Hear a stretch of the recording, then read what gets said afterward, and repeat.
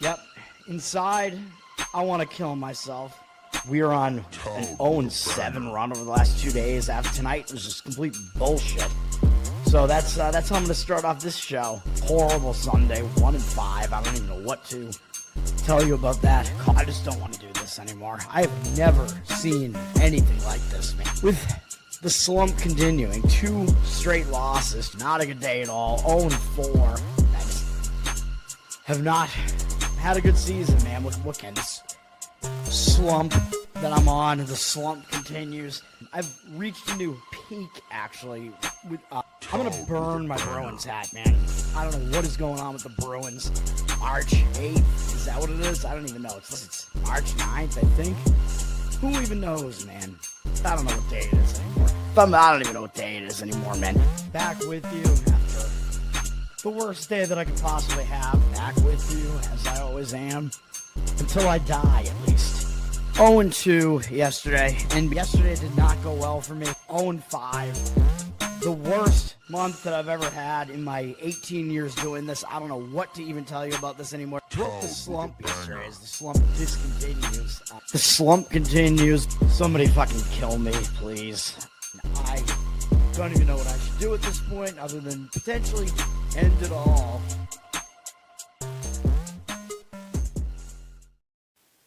What's up, everybody? It's Toad back with you. Toadstool Sports. Friday, second day of March Madness, March 20th. We did not have a great day on the show yesterday. We did not get there with Hawaii. I mean, they gave up way too many points in the first half, man. Like, I don't know how a defense like Hawaii's winds up giving up 50 points, whatever it was, more than that, I guess, in the first half. Not a good sign. They were better in the second half, but they still could not cover. They missed by a few points there. We did get the win with Texas, even though they tried to blow the game, as they tend to do late in the game. But that was like a wire-to-wire, easy win on Texas. And then I'm pissed. The hockey game, Seattle Kraken, they were in that game. It was 1-0 for quite a while. It was 2-1 for a lot of the remainder of the game, and they gave up an empty net goal at the end. It was a close game statistically. I think there were chances they could have won that game. I'm not happy about that either. I thought it was a good spot. Today, I'm being really selective. I mean, there isn't really that much hockey in NBA today. I don't like those boards at all. College board, I'm going to give out one college basketball play, and you probably already know what it is. I'll talk about the other opinions that I have here. My bracket, I'm pissed. We tried to do the switch thing because everybody was picking Arkansas. We went with Wisconsin, who's a very high variance team because they take too many threes. And they should have won that game yesterday, dude. Wisconsin, the one really big upset that happened yesterday. They were winning the game by 8 with like a few minutes to go. High Point hits a 3-pointer from the logo. It was stupid to take that shot, to be honest. Like, low percentage shot. 3 minutes left. Let's just fire it up from almost half court. Why not? Like, that's like something that I would do. When I was on, when I played intramural basketball, all I could do was shoot from, distance. That's the only thing I was good at. I did that in a couple of games, but it's not good strategy, I'll tell you that. It's dumb. So that was dumb. And then, North Carolina, Davis should be fired, dude. You cannot dominate. I told you North Carolina was going to win, and they should have. You cannot dominate a game like that, be up 19 points with less than 10 minutes to go and not win the game. I don't know what that was. They were up, I think they were still up 14 with 6 minutes left. And then they're still up, they almost blow the game. They're still up 5 with 30 seconds left. You should put the game away at that point too. There was a bad foul call where VCU's player literally just fell down. He slipped on a wet spot on the court, and they called a foul on that, on North Carolina, when there was no contact. VCU hit both those free throws to cut it to 1, and then North Carolina could not hang on to the ball. They had 2 more possessions in the game, and they could never even get a single shot attempt off. You have to be kidding me with that shit. Oh my God. It made absolutely no sense. And then I think they scored 3 points in the entirety of overtime, which is one of the lowest scoring overtimes in the history of college basketball for a single team. Absolutely no way that North Carolina should have lost that game. It's absolutely ridiculous. The games that went down in my bracket were all pretty close. Although today, the ones that I'm going to lose today, we might have some blowouts. Actually, no way. The St. Mary's one was a blowout, so never mind. Whatever. I don't know how that happened. Kyle, what's up? Yeah, that game was completely over. Like, I stopped paying attention to it. I'm like, yeah, that game's over. Easy win for North Carolina. And they were playing in front of, like, a solid crowd there in South Carolina. I have no idea what that was. The public, dude, people, patting themselves on the back for picking VCU. Shut the fuck up. Like, you had that game completely wrong. Fuck off. You know what I mean? Whatever. I felt good about Texas since that was, full disclosure, that was the one game that I actually put money on because I'm trying to be very, like I haven't bet an actual game for several days now again, but I'm trying to like really pick and choose like what I think is like the strongest like one maybe just to have some money on. I don't know if I'm going to do it with my play today, but let's talk about it, man. College basketball. First game up is Santa Clara, Kentucky. Santa Clara, the city in Kentucky. No, this game's in St. Louis, Missouri, so I do think the location is better for Kentucky. They should have their crowd show up for St. Louis. I mean, not really that far from Lexington to Kentucky, to be honest. Santa Clara, they did well this year on the West Coast, but they're not used to being here. This is a Santa Clara team that hasn't been in the tournament since the Steve Nash era back in the 90s or whatever. So they're going to be unfamiliar with this. So the familiarity, the experience, whatever you want to call it, does go to Kentucky. Kentucky, they're not really a young, inexperienced team either. Like, they just haven't really had the chemistry to really coalesce, but they are an experienced team. I think Santa Clara is as well. By the way, for some reason, even though Ken Palm's continuity number on High Point yesterday, I don't know what the deal was with that, because High Point does have like 4 players that are on the team from last year, so I don't know. So that was, I think, something that kind of contributed to their win there. Anyway, you guys know I took Kentucky in my bracket. I thought Santa Clara was getting too much, public hype here. It does look like the money is starting to come in on Santa Clara. Those 60% of tickets, 76% of the cash on them. Kentucky's down to a 3-point favorite. I have Kentucky in my bracket. I think I do still lean towards laying it with Kentucky in this one. You just never really know what you're going to get out of Kentucky. I guess one concern is their last game was not that bad in the tournament. They played okay against Florida, but it's not like they were like going to the wire with Florida or anything like that, so I'm not that concerned by that. Santa Clara had a similar game in the final of the West Coast against Gonzaga too, though, and that was, I think, around the same time of the week, so I don't even know which team has more days off. I don't think it's that much of an advantage one way or the other, but Santa Clara did play okay against Gonzaga in that game too. Gonzaga looked really bad last night too. I don't know what that was. Kennesaw State actually slowing a game down. Who would ever expect that to be the case? Very, very odd. There were some very bad foul calls going against Gonzaga at the end of that game too. There was like a clear charge on Kennesaw where the dude like basically lunged into St. Zuperi, who I don't think is a good player, by the way. But the dude, I guess he's a good distributor, but the guy, lunged into him twice. It should have been a charge, and they called it a blocking foul, even though St. Zuperi was, he was set on the actual the actual foul that happened. Then there was a foul call where there was no contact on a play where Kennesaw just completely missed a layup, and they called a foul again on St. Zuperi, which wasn't even the right player to call the foul on, and he fouled out, although I guess if they called the correct foul, it would have... Well, there wasn't a foul at all, but the dude who actually kind of reached into, kind of try to swat the ball was Ike, and he would have fouled out instead, I think, Gonzaga's big man. But there was actually no contact at all, and it was just a missed layup. I don't know how that was a foul. Gonzaga still won, but that was a weird game.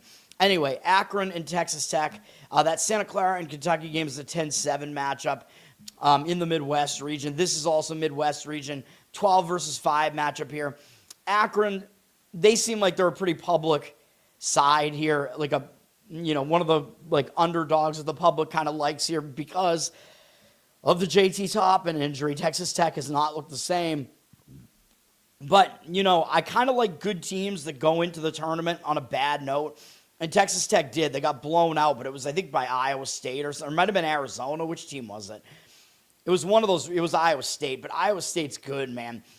So Texas Tech I consider to still be a good team. And good teams that, don't look good in the conference tournament, get knocked out, they tend to do pretty well in this first game of the tournament. Akron, they're a bit too public for my liking, even though if you look at the money percentages right now, they are actually getting more of the cash, 65% of tickets, 72% of the cash. I actually don't agree with that side, though. I actually would lean towards Texas Tech here. They're laying 7.5. I think they'd be laying probably 11.5 if Toppin was playing. Akron's good. There's no doubt about it. I've been a fan of them this year. They take a lot of threes, so there is a lot of variance in this game. So, they could potentially win. I'm not going to say that's out of the realm of possibility. Texas Tech, they take a lot of threes as well, though. I think Toppin's injury is affecting them, but this Texas Tech team is still pretty deep, still good, and they have a coaching advantage here with Grant McCaslin. You're looking at a really good coach here. Even though Akron's coach is experienced too, though. They've been in the tournament probably 3 of the last 4 years or something, so there is experience on that side too. It's a tough game to call, to be honest. I know in my bracket I have Texas Tech winning that, and actually I sent them past Alabama too because Alabama's overpicked, I think, and because of all the turmoil there, it's just the game theory way that I had to do it. Might lose another Sweet 16 team here, but I actually do lean to Texas Tech in that one. 10-0, what's up? You took Hofstra in your bracket. I don't hate it. I did not personally, but yes, correct. Hofstra has size. They have a really, really talented guard in Cruz Davis as well. Yes, I'm going to talk about that game. If you want to stick around, I'm going to talk about that game in order. It's coming up in a few games. I agree with taking Hofstra plus the points, though. I do agree with that. Long Island and Arizona, this is a game that is almost unbettable, I would say, at least from a side perspective. 16 versus 1. Long Island, they had a good season. They dominated their bad conference. They were in the Northeast.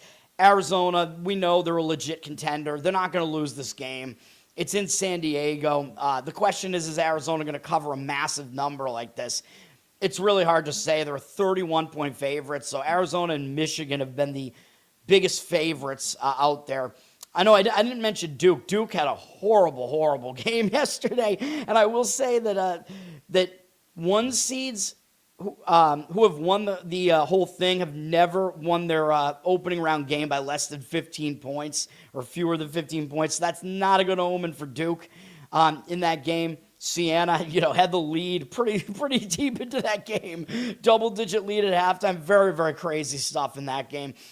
This game, Arizona goes at a faster pace than Duke. Total's a little bit higher than that, but still the question is, when is Arizona gonna pack it in, right? They could be winning this game by 25 and then just take their foot off the gas. All right, let's start looking ahead to the next game, right? So I wouldn't lay it here, but I also don't really want to take the points with Long Island. 54% of the tickets, 58% of the cash on Arizona. I don't even know if I really have an opinion on the side in this game, to be honest. The total is really hard to predict, too, because, again, if the better team has a blowout and they take their foot off the gas, then there's going to be less scoring towards the end of the game. You know what I mean? So it's the game is so difficult to even look at. You could go a first half play maybe. I don't even know which way you want to go. I guess, Arizona, they looked really good. They won their conference tournament, They're probably already locked into a 1 seed, so I guess if you wanted to go Long Island plus the points in the first half to, maybe just because you think Arizona might start a little bit slow, you could look at the game that way. And, like I said yesterday, a lot of times there's less scoring early in these games because all these teams have to get adjusted to these new arenas, you know what I mean? Whereas the second game, these teams play in the same arena, they'll now be adjusted to it, So there's a difference there. Yes. Let me, I'll get to that Hofstra game in a second. Rio, what's up, man? Thank you, sir. Yes, I was on Texas as well. Yes, money line and plus the points. I put 10% of my bet on the money line yesterday on that one. If you're taking a 2.5 point underdog, you should definitely put money on the money line because you're basically saying they're going to win the game. All right, 14 versus 3, Wright State, Virginia. I mean, this is also a game that doesn't really have a ton going on here. It's in Philadelphia, so it's not that far really from either of these teams. Wright State is in Ohio. We all know where Virginia is, I would hope. Wright State, I don't know if they match up particularly well against Virginia. They don't really take a lot of threes, so the comeback potential might not be there, although they do hit their threes when they do take them. But Virginia's just a really, really good defensive team. Wright State, I don't know that they match up necessarily that well against them. But, Virginia plays a slow-down defensive style, so asking Virginia to win by a huge margin like this, probably not something that I would want to do. And the other thing about Virginia that I don't like is they finished the season with a really close loss to Duke, or finished the ACC tournament that way. Like, they're coming off a really close game against Duke, right? So I think it could be a potential flat spot here for Virginia. You know what I mean? So I think this is kind of similar to basically what I said about Houston yesterday. I think Houston did cover the spread yesterday, I think. I would lean towards Wright State plus the points here. Again, I mean, it could be a potential flat-ish spot for Virginia just because that game against Duke was huge. They're laying 18 points, not a high total in this game in the 140s. Virginia doesn't play high-scoring games, 54% of tickets on them, 62% of the cash on Wright State. I mean, the matchup-wise, I don't love it. Again, Wright State, don't love the, backdoor potential necessarily in this one. But, yeah, I think I would lean to taking the points with Wright State. The more that I think about the fact that Virginia's coming off that Duke game, I actually, it gives me more of an opinion on Wright State than I thought I would have, but I don't want to add that to my card. Texas over Gonzaga, I don't agree with that. I think Gonzaga's going to blow them out. One thing that I will tell you about the second round games is I like playing the better team when they looked horrible in their first game. So I think that does apply to Gonzaga because nobody wants them. Everybody just bases it off of that one game, right? Like, I think Duke is a good play in round 2 as well for that reason. You know what I mean? People are going to be, everybody reacts like, it's like the tournament is a new season and everybody reacts to one game worth of data and they overreact to it. The 15-2 matchup here in the Midwest, we get mostly Midwest region games here early on. Tennessee State and Iowa State playing in St. Louis, Missouri. Not a horrible location for Iowa State to be playing. Tennessee State, I think they're maybe the best of the 15 seeds. I mean, they do have some size and some talent there. Tennessee State, I believe they're coached by, is it Nolan Smith maybe? Former Duke Duke persona there. I believe he's the coach of Tennessee. I don't even know. Maybe I'm wrong about that. I think I might be right. I don't know. Tennessee State, they won the Ohio Valley. I don't think they're going to match up against Iowa State, but then you have to figure out, is Iowa State going to cover this massive number, right? Iowa State is coming off a really, really close game against Arizona, man. So I think it could be a potential flat spot there, too. That was in the Big 12 semifinals. Again, Iowa State coming off a monster effort there and almost beat Arizona State. And they actually probably should have won that game. Iowa State had a pretty big lead in that game, if you remember. And I told you Iowa State had a decent shot at winning that game.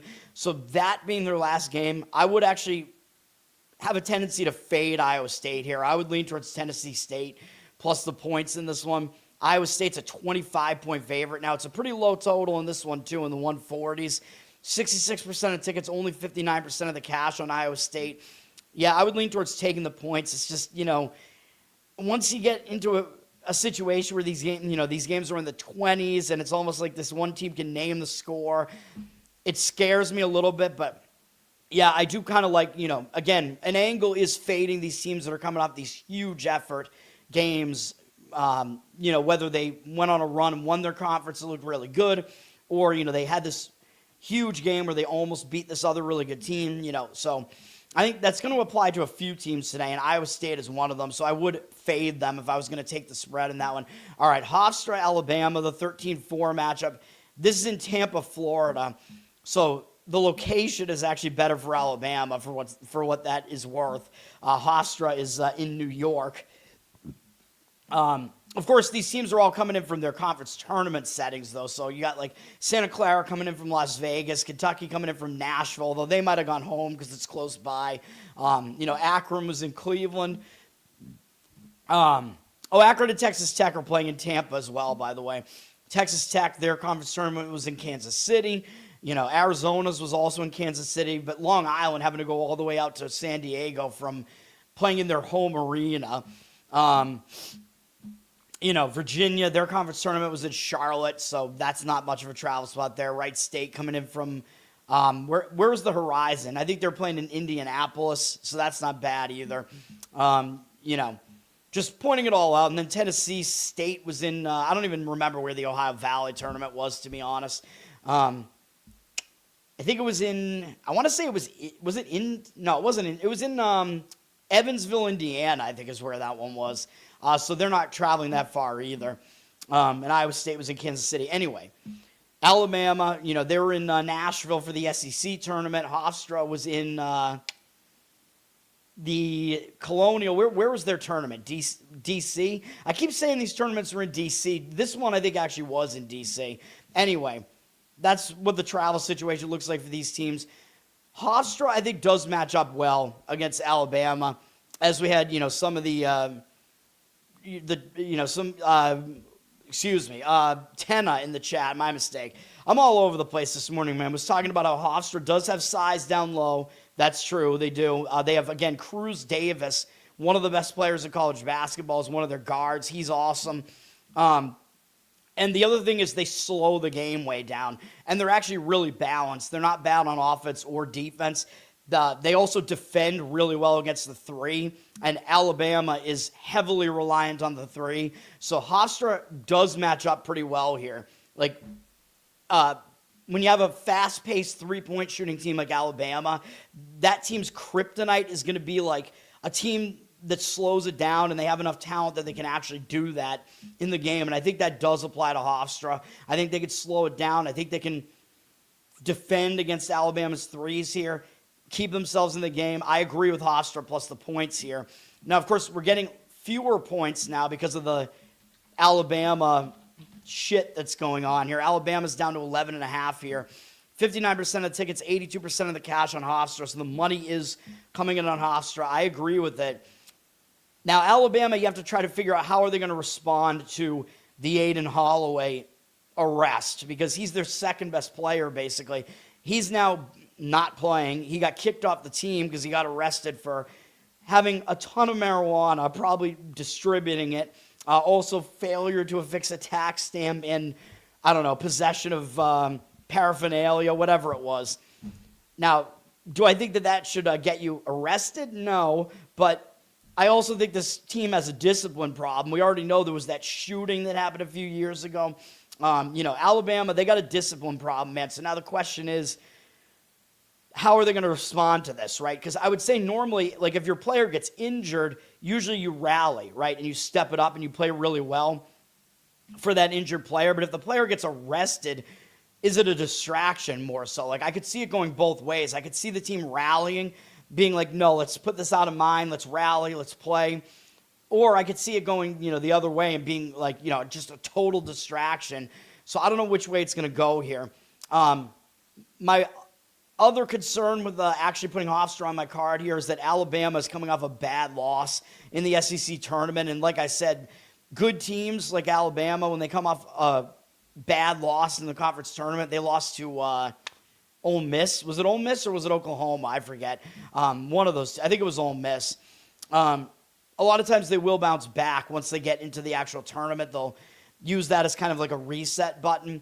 But overall, yes, I like Hofstra in this game. And I do think they have the ability to actually pull off an upset in that one.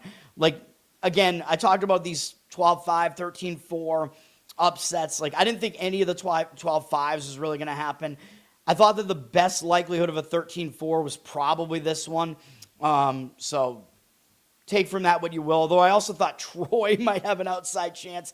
That was just high variance game, man. Nebraska, it comes down to how many of their threes are they hitting. All right, the 9-8 matchup here in the West, in San Diego, Utah State and Villanova. Now, the location obviously helps Utah State here, right? Like San Diego State's in the Mountain West Conference with them, so they're used to playing in San Diego. They were just in Vegas, so they're in their area of the country. Villanova having to fly all the way out there from the Big East tournament in New York. Villanova, Philadelphia school, that's not good. Villanova also hasn't made the tournament, I think, for a couple of years now, so you got to give them credit. They're doing well now under their new coach, whatever, but the Big East is a weak conference, man. I don't trust Villanova. I haven't been a fan of Villanova all year. I don't think they're that good. Utah State, I know the Mountain West seems like it was kind of down this year, but it was a pretty competitive conference. I think the Mountain West wasn't that much worse than the Big East, to be honest. You got a lot of decent teams in both conferences. Utah State pretty much ran away with the conference this year too, which I thought they would suffer more adversity in that Mountain West tournament, and they didn't at all. I lean to Utah State here. The money is actually disagreeing with me now. I took Utah State to win this game in my bracket. The money is totally out of alignment with that, though. Utah State down to 1.5. Of course, they're a favorite as a 9 seed, but that's not that crazy. I mean, we see that all the time. 60% of tickets are on Utah State, 74% of the cash on Villanova. So the money is actually coming in on Villanova right now, which does kind of worry me about that pick a little bit. I'm not touching this game, but I do still have an opinion on Utah State in that one. Midwest regions, back in the Midwest again, the 6-11. We have Tennessee against Miami, Ohio in Philadelphia. So the location, isn't really bad for either team, I would say. Miami, Ohio is coming in from Dayton. Now, of course, as I talked about with Texas yesterday, having played a tournament game is an advantage because you already have momentum. You know what I mean? You get that momentum back. You get the nerves out of the way. You've already won a game, right? So that's a good thing for Miami, Ohio. The problem is they just played a bad defense, fast team, SMU, and SMU is without their second best player in Edwards. So Miami's going to have to go from playing that team, a fast-paced team that doesn't play defense, which is basically what Miami, Ohio is as well, to facing a slower-paced, hardcore defensive team that has a good amount of size and is a really physical rebounding team in Tennessee. So this is a completely different style. I don't really think Miami, Ohio is going to win this game, man. Tennessee, they do play slow, though, which could allow Miami to hang around in this game. Miami, Ohio, they are the better offense. I will say that. They could shoot better than Tennessee can. Tennessee, we know what they do, though. They crash the boards. They try to get a lot of, short distance, looks and stuff, and they try to get it to the rack, basically, and play defense and get a lot of second chance opportunities. Super physical, though, and they're going to be the best defense and most physical team Miami, Ohio has seen all year by far. So I don't know if Miami, Ohio is quite ready for that. Now, Tennessee, they're coming off kind of a disappointment in their conference tournament, losing their first game in the tournament, I think, to their rival Vandy again. Maybe they'll be a bit more motivated after that. I don't think the game was actually that close either. Yeah, I mean, they lost by 7, so, you could make the argument Tennessee is going to show up and have more effort after that. Tennessee, they're also the style of team that they don't really get rusty, you know what I mean? They can come into this game because they play slow and they don't rely on, offensive timing. The rust isn't really a factor for a team like that. The money is sort of indicating on Miami here, even though they are a public side, of course, because they're going to be public. Tennessee, it looks like they opened 15.5. Now they're 11.5. I'm not sure that that's accurate or not. I thought the line was going to be about 12 or 13. 76% of tickets, 88% of the cash on Miami, Ohio.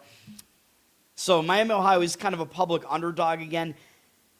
I actually don't really disagree with the Miami, Ohio side here just because of the style that Tennessee plays. It's more difficult to cover a number like that, but I worry about the matchup for Miami, Ohio here might not be that good, you know what I mean? But they do have the advantage of having played already in the tournament. It's just that they're going to have such a contrast in styles between those two opponents. It's like night and day, you know what I mean? So this is a very, very difficult game to handicap. And you know me, I've been anti-Miami, Ohio all year. They do have the continuity, so they that could kind of carry a team in the tournament because they have all these guys that are really used to playing with each other. But Tennessee, I mean, they have decent continuity, decent experience on that team as well. If it comes down to the coaching, I might prefer Barnes as well. I mean, he's good up until he's trying to get to the Final Four, and then he's no longer good. But extremely experienced tournament coach for Tennessee there, and very experienced team there. I think Tennessee is a very, very underseeded 6th seed, to be honest, which is why I have them in I have them in the Sweet 16 in my bracket. Full disclosure there. This is also, I believe this is the heaviest favored 6th seed in history, by the way. So something to consider there. I don't know if that means that you should fade them or lay the points with them. You know what I mean? It does mean that Miami, Ohio is kind of an overseeded 11 seed, and Tennessee is an underseeded 6th seed, though. We almost never see double digits in games like this. A lot of times it's like a toss-up type of game in the 6-11. All right, the 8-9 matchup here in the South region in Tampa, Florida, Clemson and Iowa. So the Tampa location is probably a little bit better for Clemson because they're South Carolina. They're coming in from playing in Charlotte. Iowa coming in from playing in Chicago in the Big East. This is an interesting game. Both teams slow the game way down. They're both very similar styles. Again, just slow-paced. However, I think Iowa is better offensively than Clemson is. Both teams are pretty good on defense. I think Iowa does have an advantage on offense. I think they are the better team for that reason. They do have sort of the star player in the game, if you want to call it that, with Sturts, and he is an experienced player. He was on Drake with Ben McCollum, who's the Iowa coach now. They both went over to Iowa after they were on Drake, which is also an Iowa school. And, of course, that does mean there's some continuity there. And Drake won a tournament game last year with those guys, I took Iowa in my bracket. I'll still maintain my opinion on Iowa in this game, but I could see it going either way. Clemson is down their big man, as I pointed out. They have one injury there that's to I always forget his name, though. It is Carter Welling. I'm pretty sure he's not coming back, so they're down him. So one of their big men is gone. Iowa doesn't exactly rely on size, though, so I don't really know how much impact that's really going to have for Clemson there. Clemson beat North Carolina in the ACC tournament without him, and then they sputtered out after that, I don't know what to think about Clemson, man. I thought they might make a run in the ACC tournament. They did okay. I don't think that they're as good as Iowa, so it's, I don't know, man. It's I can't really get a good gauge on this Clemson team, and they shocked everybody and made the Elite Eight a couple of years ago, so they have a experienced coach here. Although a lot of their players are different now. They did not do well in the tournament last year. They lost right away to McNeese, who was a slow team. The money's all coming in on Clemson here, which I don't know, Dude, I don't like this when my opinions that I use to form my bracket, I look at the market read then, and then the market completely changes on these Friday games. I don't like that. 55% of the tickets are on Iowa, 82% of the cash on Clemson. I don't like to see that. I'm going to maintain my opinion on Iowa, but, of course, I reserve the right to change my opinion based on the market that I see, but I don't have a strong opinion on it, man. The next game up is going to be the one play I'm going to give out here in this 12-5 matchup, which I thought was the most likely 12-5 upset, but now it isn't because we've already had one. But this is one that the line isn't that crazy, and nobody seemed to want to be picking it, and I like the matchup here. We are going to be on Northern Iowa plus the 9.5 here. I don't think you have to play it now. You might be able to get a better number on this. It was at 10 at some points. Maybe it'll be at 10 again. St. John's, a lot of people are picking St. John's. I think the majority of brackets have them at least in the Sweet 16. I saw a lot of people picking them to beat Duke. St. John's, they're just a hot commodity because it's Rick Pitino. They looked really good in the Big East tournament. I'm not sold on the Big East, though. And I like the matchup for Northern Iowa here. 63% of tickets are on St. John's. 57% of the cash, though, on Northern Iowa. So the money's coming into Northern Iowa. This is a really low total in the 130s. And that's because both these teams play defense. So St. John's, they're not good on offense, man. And they play fast, or they try to, but their thing is defense. They defend well, but they don't score well. And they did make a lineup change not that long ago, but that made it even more, like, it made them even more defensively lopsided. Like, their shooting is bad. So they might not have the ability to run away with this one, but part of that is also because Northern Iowa is going to try to slow the game way down. They are the slowest tempo team in the entire country, and they do it well, and that could take St. John's out of their element, man. If Northern Iowa was able to slow this down, there's a huge pacing contrast in this game. That combined with the fact that St. John's doesn't shoot well. Believe it or not, Northern Iowa shoots more efficiently than St. John's does. Like, they find good shots and they hit them for the most part. Maybe not as much against the St. John's defense, sure. But St. John's also, they rely on turning you over a lot. That's what they try to do. And Northern Iowa protects the ball pretty well. I know they haven't faced a team like this really, but Northern Iowa, they seem to be like a matchup that St. John's is not going to want. You know what I mean? Like this slow-paced, fundamentally sound team. Northern Iowa being overlooked because they were the 6th seed in the Missouri Valley. Belmont was supposed to win the conference. Northern Iowa was the best defense in that conference, though, and they were the 2nd-best team in that conference. And they weren't healthy for a large chunk of the season. They were missing some of their guys. Now, they're pretty much fully healthy right now. So I like all that, and they're going to be more rested coming into this game.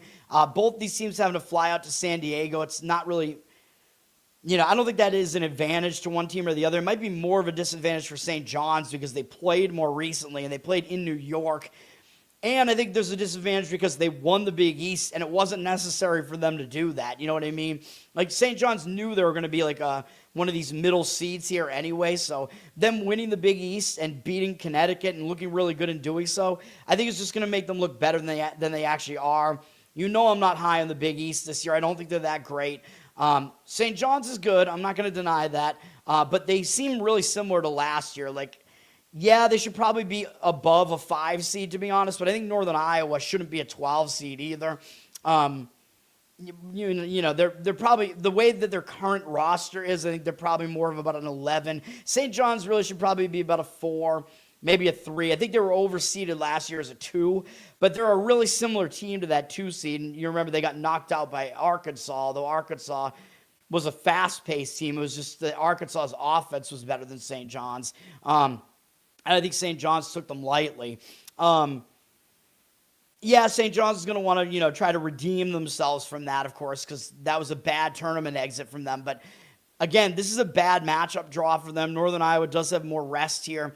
The Missouri Valley's done really well in this tournament as well in years past. Like, I think they've won the majority of their first-round games, man. Whoever has been the Missouri Valley representative in this tournament has done really well. We know Drake was it last year, and they won.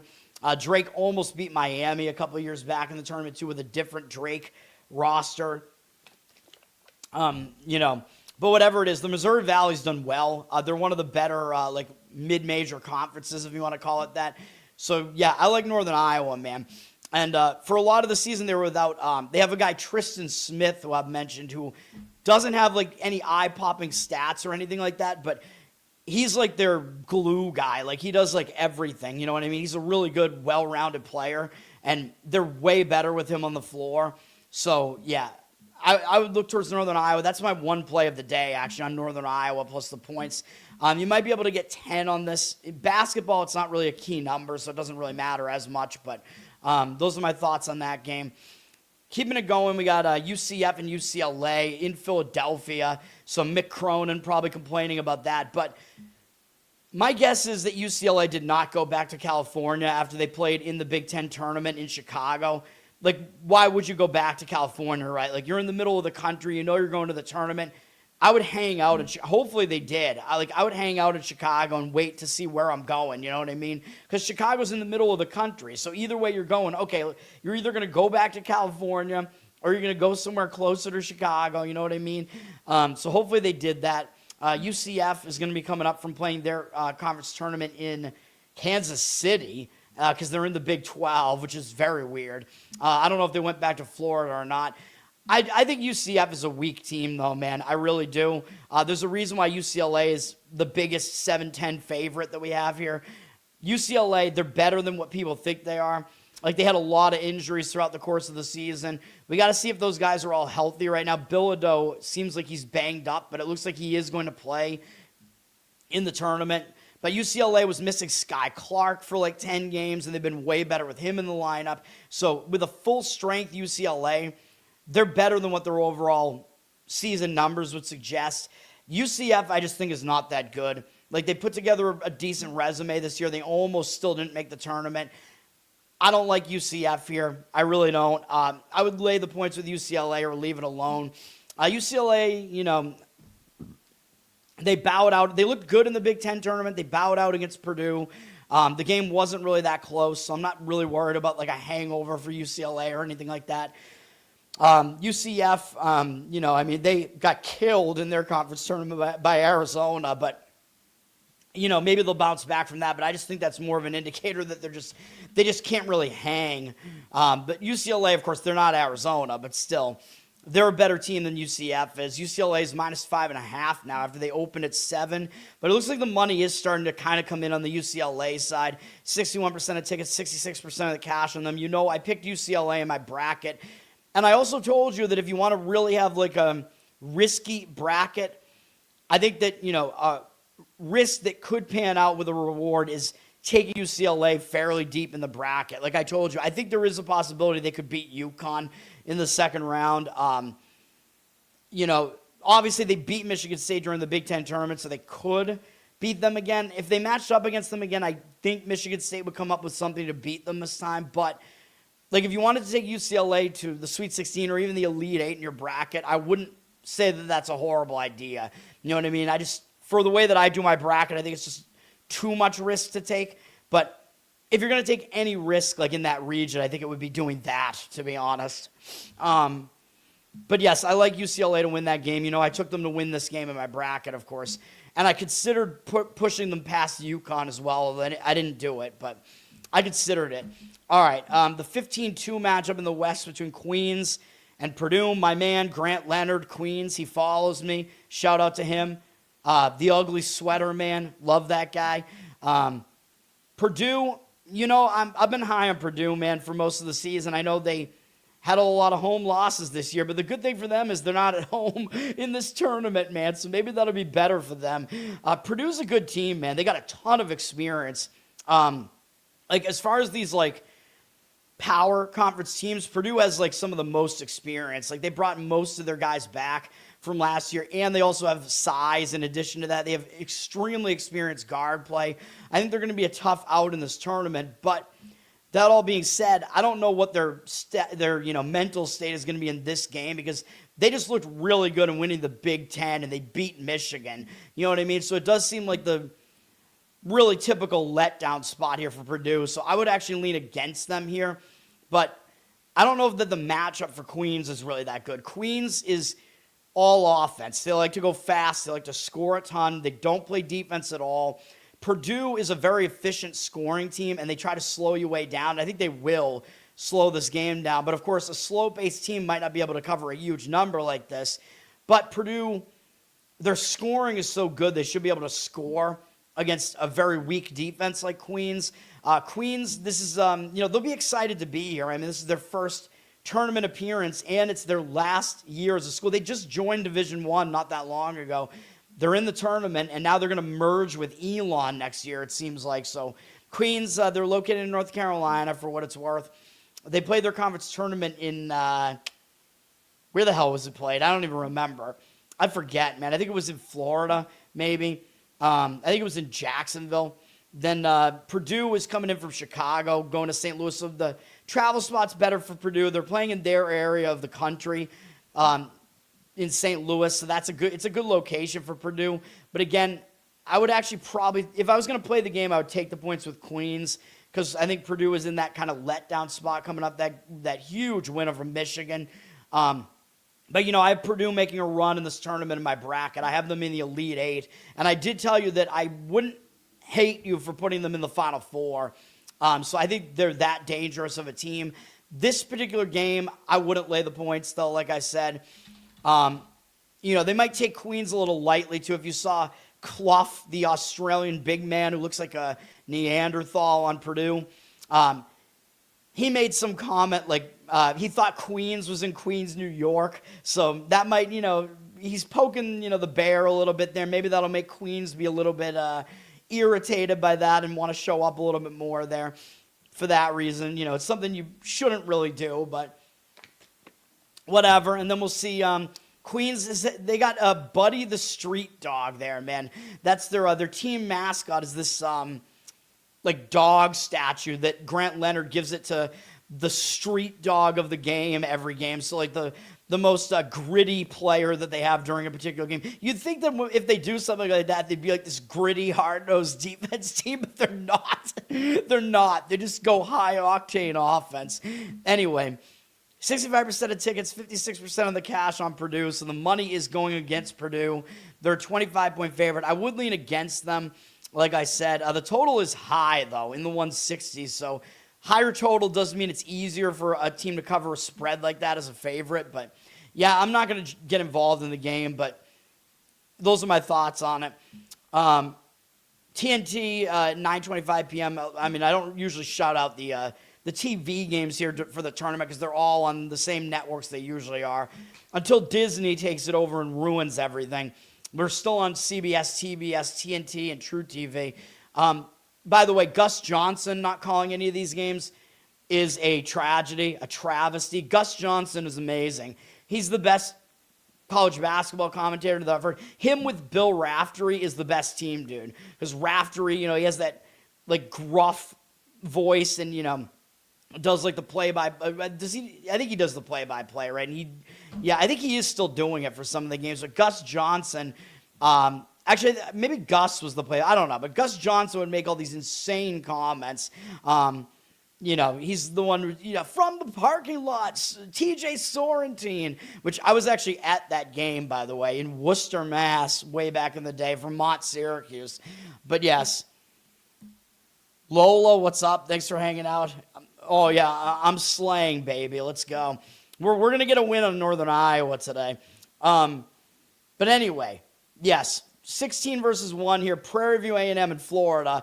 Florida gets to play in Tampa, Florida. Obviously, that is an advantage. Then Prairie View, as one of you guys pointed out, is actually in Houston, which, okay, I don't know what prairies exist in Houston, but okay.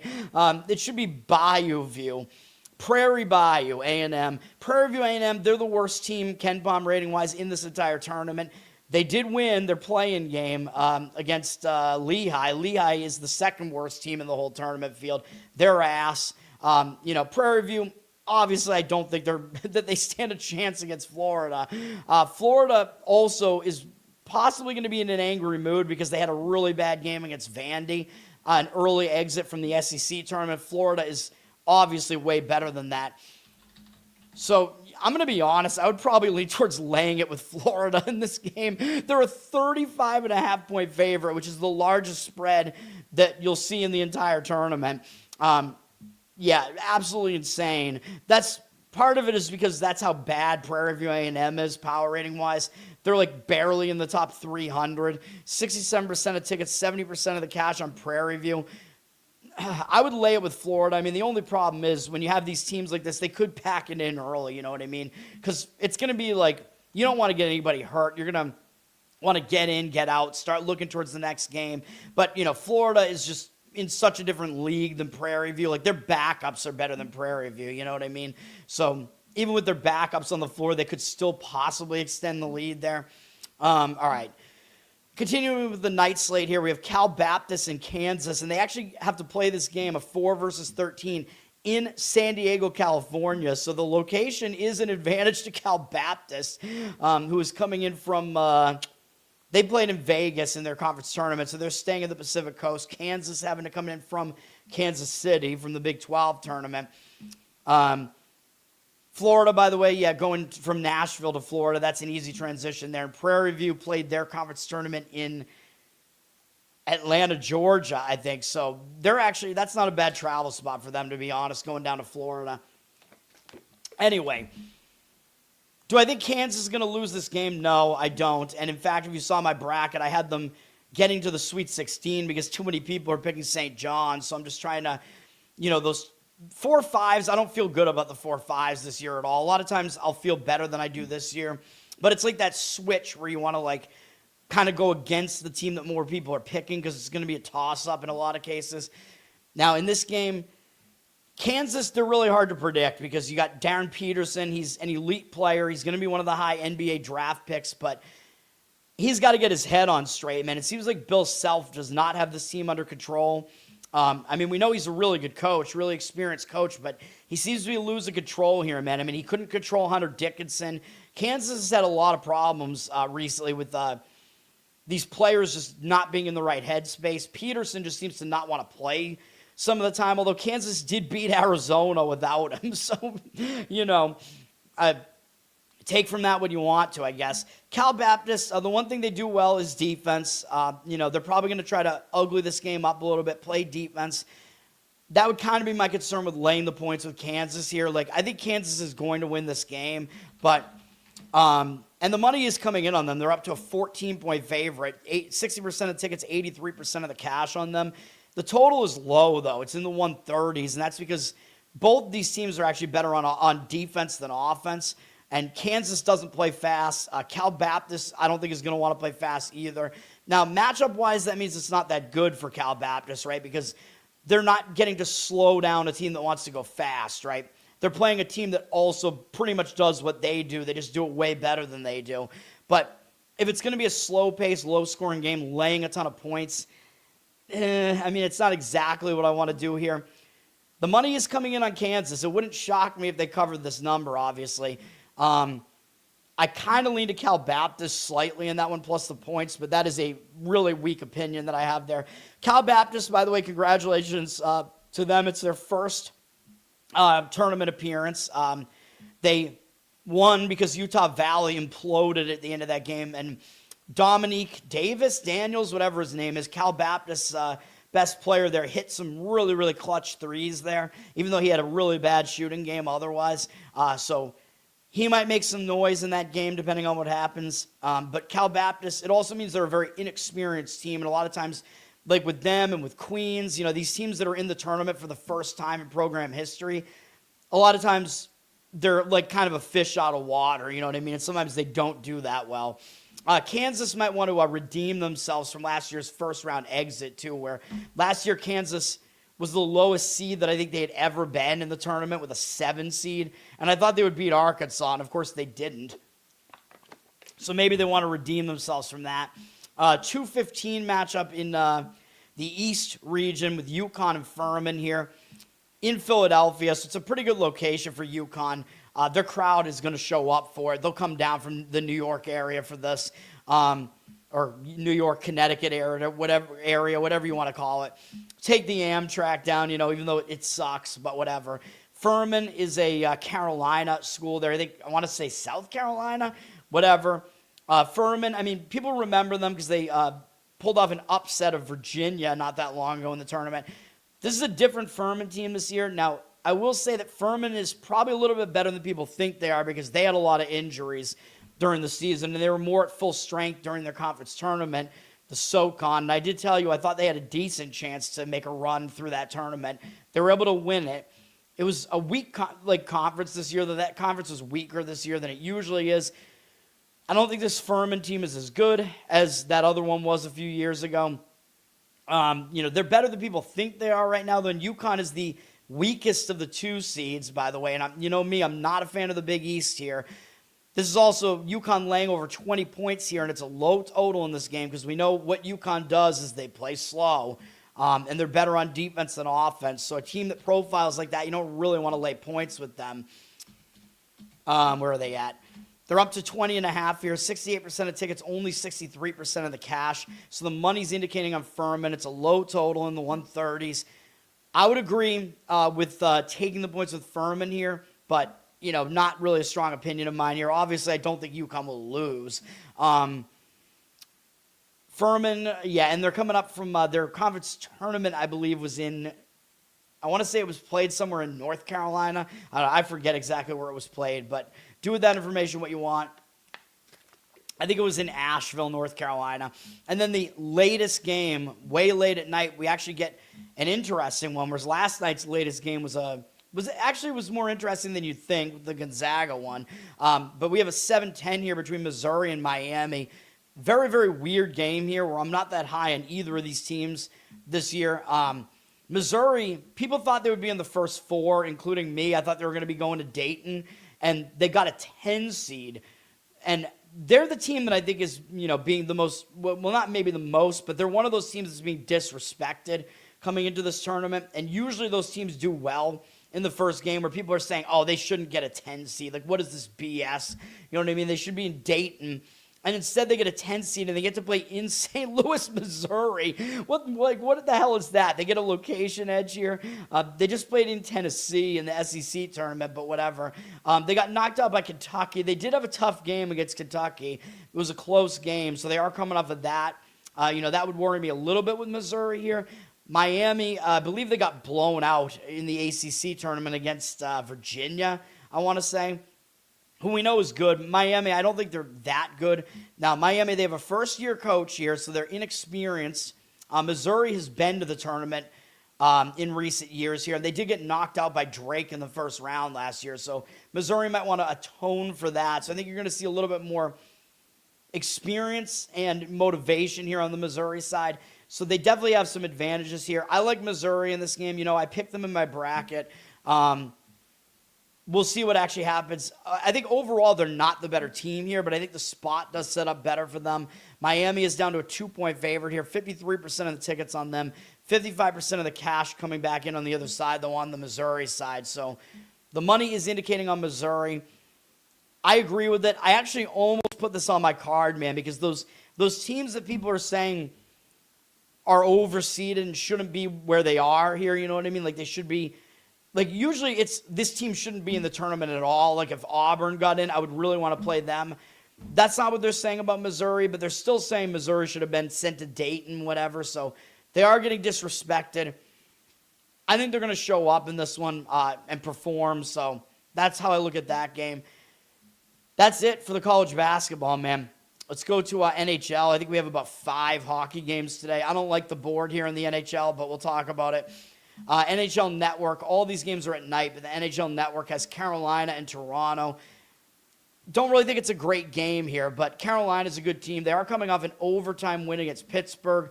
They got Pittsburgh again next, then Montreal, so they're in a Pittsburgh sandwich here. They're in a Primanti Brothers sandwich here. It's, filled with fries, but because they're going to be in Toronto, the fries are probably going to have gravy and cheese curds all over them or whatever. It's possible they overlook Toronto here. It's kind of a weird spot for Carolina, sandwiched in between the two Pittsburgh games. They got to go up to Canada, then back down to Pittsburgh after that, then back up to Montreal, where the fries really are covered with gravy and curds. I would lean to Toronto in this game. Toronto coming off a loss to the Islanders. It's not a strong opinion that I have at all, really, but Toronto's staying at home. They got a couple of days off. Could be a spot where Carolina overlooks them. Carolina's minus 210. We don't really see the percentages yet here, but it would probably be, you could look towards the puck line on Toronto there maybe. Toronto kind of just playing out the stretch without Austin Matthews now, but playing Carolina at home is the type of game that you might still get up for, though, when you know you're not going anywhere. New Jersey at Washington. New Jersey just beat their rival, the Rangers, who can't win at home, like we said. That was, of course, at Madison Square Garden. What else is new? And now they're going down to Washington. Now, they might look ahead, though, because they got Dallas on deck. A 6-3 win over your rival, the Rangers, is satisfying. You got a big game against Dallas on deck. Washington's having a decent season, but it's possible the Devils aren't in the greatest spot here. For Washington, they have a look ahead as well because they got Colorado on deck, and they just beat a decent Ottawa team. They might not pay attention to New Jersey either, and they got Colorado on deck. So these teams are kind of in similar spots here, so I don't want anything to do with this game either. Washington, 56% of tickets, 84% of the cash on them, so the money appears to be on the Washington side, at least for now. They're at minus 126 or so on the money line there. Really, really tough call in that one, man. I can tell you the market read right now is saying Washington, but I don't really have an opinion on it. Colorado at Chicago. Colorado coming off a tough game against Dallas, man. Colorado's lost 3 games in a row, but losing to Dallas in a shootout, you can't really say that that's a bad loss. That was a tough game against a really good Dallas team. I mean, Colorado and Dallas are probably the best 2 teams in the NHL.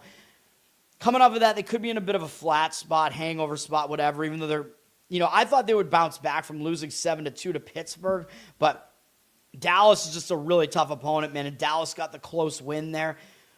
I think Colorado, it could be a hangover spot here, even though a lot of times you will be focused to start a road trip.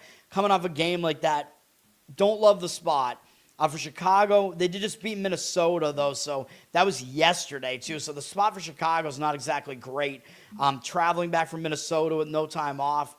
Not that that's a ton of travel, but still, they got a big upset win at Minnesota. Now they got to face Colorado. I mean, they're not going to overlook Colorado, obviously, but it's a tough spot for Chicago. Colorado looks like they've taken some money, and they're up to minus 290, but I would not lay a price like that in a spot like that. There's no way. This is the type of game where I actually think an over is in consideration here with both teams being in bad spots. It could affect the defense a little bit. So that would probably be my opinion in that game. Florida at Calgary. This is the one that I almost considered putting on my card. I like Calgary in this game. And when you look at the line, people are going to be like, wait a minute, how are the 2-time defending champs here in Florida, how are they almost an underdog against Calgary? Because Calgary is awful.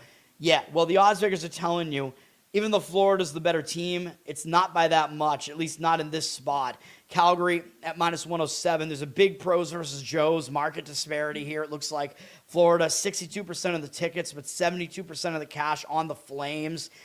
I agree with Calgary here. That's the way I would play this game. I would be the Calgary money line.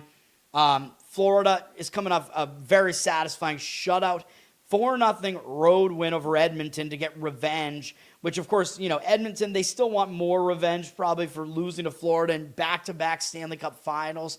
But Florida lost to Edmonton this year, the one time they played, so they got revenge and beat them 4-0 yesterday. Now they're playing a 3rd game in 4 days, a back-to-back, a 4th game in 6 days, all in different cities. That's not easy to do, man. I might be convinced to do this if they had a bigger game on deck. Although, actually, you know what? I might add this to my card because they play Seattle next. Seattle actually beat them on the March 15th. So they're going to have a little bit of a revenge angle there, perhaps, against Seattle. I might actually give this out. Let me take a look at this. Calgary, they're in a spot where we actually tried to fade them on Wednesday to no success. I think they should have lost the game, though. They're returning home from a long road trip, and I talk about that. When a team returns home from a road trip, a lot of times they don't do well. I know we have lost on 2 straight Calgary games. I get it. We tried to play on them in one game and fade them the next, and we lost both of them. I'm pissed about it. This game, though, I mean, the second game back home, I'm not going to say they exactly played well in that first game at home. They barely got by a bad St. Louis team. Now, a lot of times when a team returns home, like I said, the reason we faded them is because that's a historically very distracted spot when you return home from a long road trip. You have to get back to home life. A lot of times you'll overlook your opponent. Part of that handicap was this Florida game is going to be bigger than that. I know they have Tampa on deck, but you're not going to overlook the team that won the Stanley Cup the last 2 years. You know what? Second game back home, a lot of times you do play better than that first game. Yeah, fuck it. Let's do it. Let's see what the best number we can get on this is right now. We'll have 2 plays today, man. We'll add Calgary into the mix here. I like it enough. Let's see. Let's get back on the winning track here with with hockey here. It looks like you can get them. I see minus 103 out there at one shop. It's mostly minus 110 though.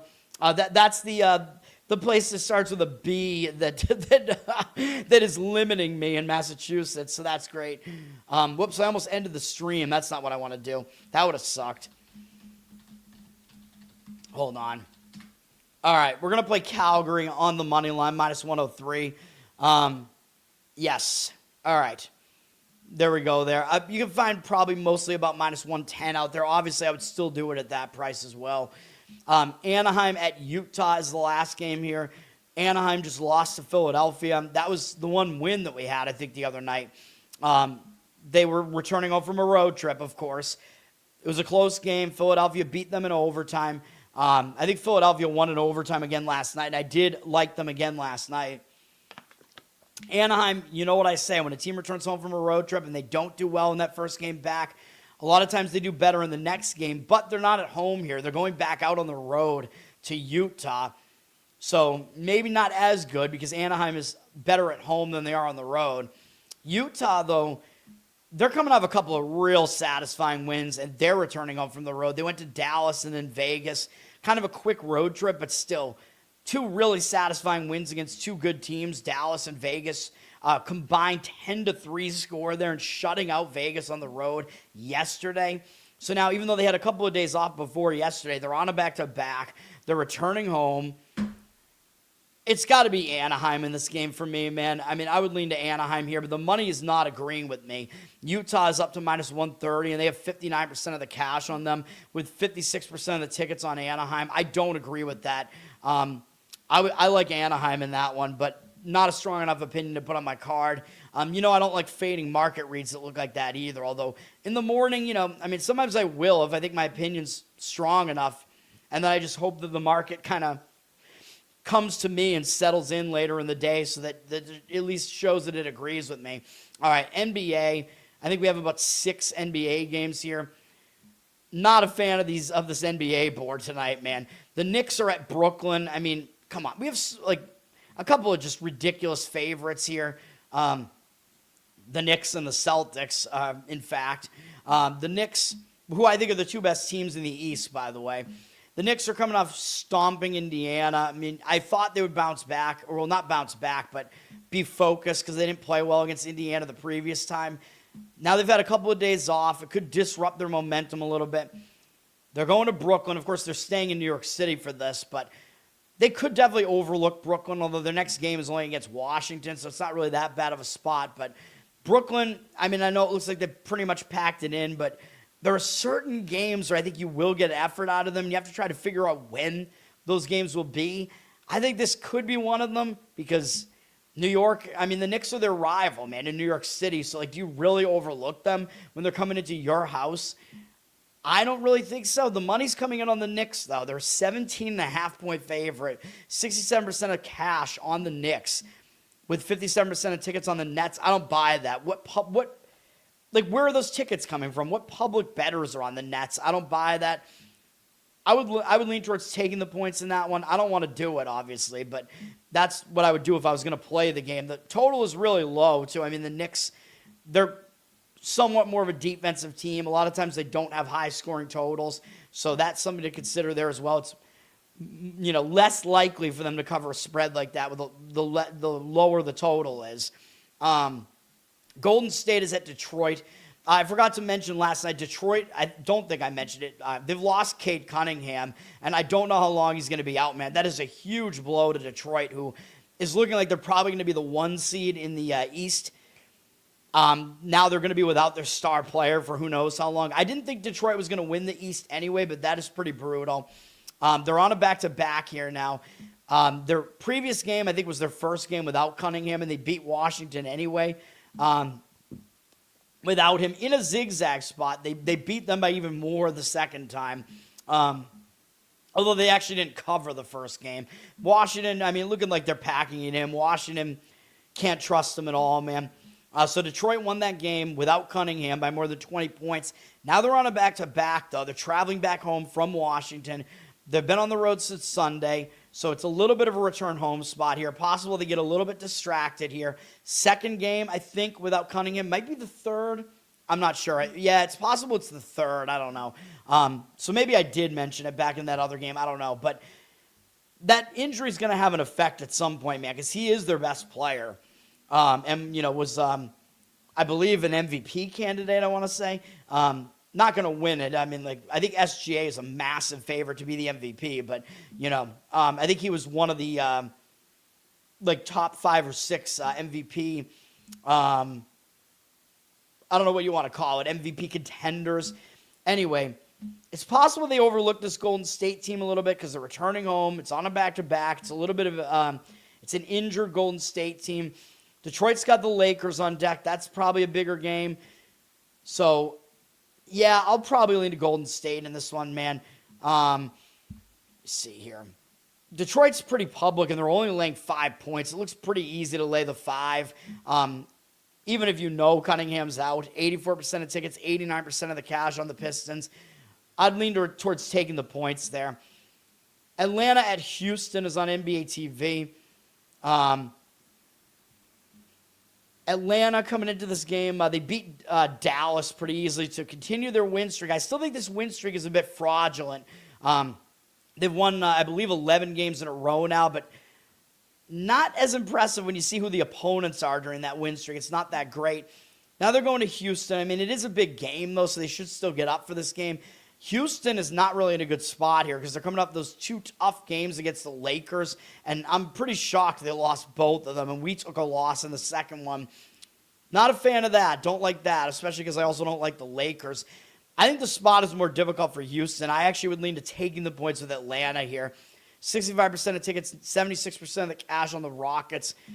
I don't really agree with that. I think I would lean towards the Hawks in that one, plus the points there. Yeah, I think the spot is just more difficult for Houston there. My Boston Celtics at Memphis. Celtics, huge favorite here. They better at least just win the game, man. But I don't love the spot for the Celtics. They just crushed Golden State. Satisfying win at the very least. Now, single game road trip to Memphis, very weird. And on deck, they have Minnesota and Oklahoma City back at home. Those are much bigger opponents. So possible they overlook Memphis in this spot, man. Memphis, you got to gauge the effort they're going to put in this game. You know what I mean? Because Memphis, they have not been playing well as of late. They don't really have, they basically don't have any of their starters. The one good thing for them is they just ended a long losing streak. So a lot of times when a team ends a losing streak, that momentum will carry, the positive momentum. But they did beat Denver. That was a big win against a good Denver team. So they're going to have to put in an effort like that again here. So I don't want it. I don't like the spot really for either team here. I'd probably lean towards taking the points of the Grizzlies. The money is slightly leaning towards the Celtics here. 15.5 is the number. Really big number. 56% of tickets, 63% of the cash on the Celtics. Again, I'd probably lean towards taking the points in that one, but I don't really have a good opinion on that. Portland at Minnesota. This game, Portland just beat Indiana. I mean, not really a big deal there. Their problem is the travel spot here. They're playing a 4th game in 6 days, 5th game in 8 days, all in different cities, so that's not that easy. They should get up for Minnesota, though, but they did play pretty tough against Minnesota the last time they played them. They lost by 3 at home, so it is kind of a road revenge spot, but Minnesota might take them more seriously for that reason as well. Minnesota's coming off a real satisfying win, though, where they put up 147 against Utah. Staying at home, they clobbered Utah. And on deck, they got the Celtics, and then Houston, and then Detroit. 3 big games upcoming, all on TV as well. So look-ahead spot pretty big here. Coming off a win where they won by 36 points. It would be Blazers for me in this game if I was going to play it. The money seems to be heavily indicating on that side. I think if you're going to play any NBA game today, I think that's the best look is the Blazers plus the points. Although, I mean, I think they are technically playing to try to get out of the play-in games, but they're not going to drop out of the play-in because all the other teams have just packed it in for the season. So they're basically in there by default. But they do have a chance to get out of the play-in, although I don't think it's going to happen. But, of course, they're going to be motivated anyway probably to play the Wolves. 76% of tickets on the T-Wolves, 74% of the cash on Portland. So the money's coming in on Portland for what that's worth. Then we have Raptors at Nuggets here to finish it off. The Raptors just crushed Chicago, unfortunately, because I liked Chicago in that game. Toronto had a really hot shooting night in that one. Nothing you could do about it. Took a loss on that one. Now they're going into elevation to play Denver, which is not going to be that easy, although Toronto at least should get up for the game. Denver's coming off a real ugly loss against Memphis, man. They're returning home, but it's only from a single-game road trip. I think Denver should be in a bounce-back spot here. They only have Portland on deck, so not a huge deal there. I kind of like Denver in this one to bounce back. They're up to a 7-point favorite, although keeping in mind they have not been great at home this year, even though you think they would be because of the elevation edge. But the Raptors certainly are a team that's not familiar with the elevation, so 62% of tickets, 67% of the cash on the Nuggets. I agree with laying it with the Nuggets, but we're skipping that. We're skipping the whole NBA card there. That's going to do it, man. The plays one more time. We are going to be on Northern Iowa plus the points in the tournament there. And we're going to be on the Flames in hockey on the money line and hope that they don't flame out. Hope we get a win there. That's going to do it. Learn to Toad on Twitter. Learn to Toad on Instagram. You know where to find me. We got the link tree up there on Twitter as well with all these links. Like, subscribe here, man, so you get the notifications when I go live. Give me, positive comments, whatever, or negative, maybe I'll get mad, whatever. Listen on audio, that helps as well. Spotify, Apple. We have Covered in Uke is my Uke channel on YouTube. You can check that out as well. Patreon.com/LearnToToad. You can get some bonus stuff. Got to figure out more to do over there, though, man. Excuse me. And then we got Loser Cast. We'll be back on Tuesday nights, and that's going to do it. Let's enjoy the tournament as it continues, even though it makes me anxious the whole time. So I can't really fully enjoy it, man, but that's going to do it.